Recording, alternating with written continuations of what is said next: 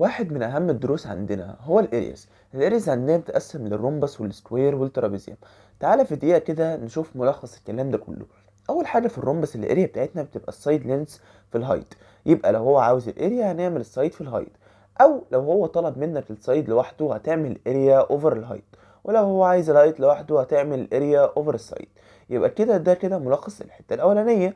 ممكن بقى قانون تاني وهو يقول لك الاريا ايكوال هاف دايجونال 1 في دايجونال 2، وده اللي احنا لسه واخدينه. يبقى عشان نجيب الاريا تبقى ايكوال هاف دايجونال 1 باي دايجونال 2. هو قال لك طيب انا عايز دايجونال 1، فدايجونال 1 هيجي ازاي؟ هيبقى 2a اوفر دي 2. نفس الكلام دي 2 هتبقى 2a اوفر دي 1. نخش بعد كده على الحاجه السهله بتاعتنا وهو السكوير.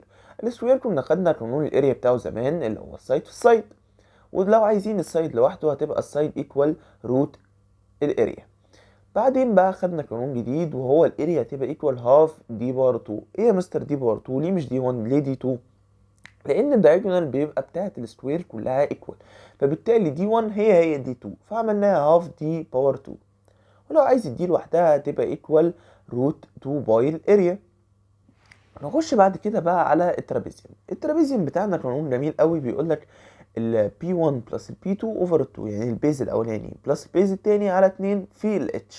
تمام. يبقى كده ده القانون بتاع الاريا بتاعنا. في حاجه بقى لذيذ اسمها الميدل بيز ده اللي هي الحاجه اللي بتبقى في النص. بيبقى عندنا القانون بتاعها B1 بلس B2 اوفر 2.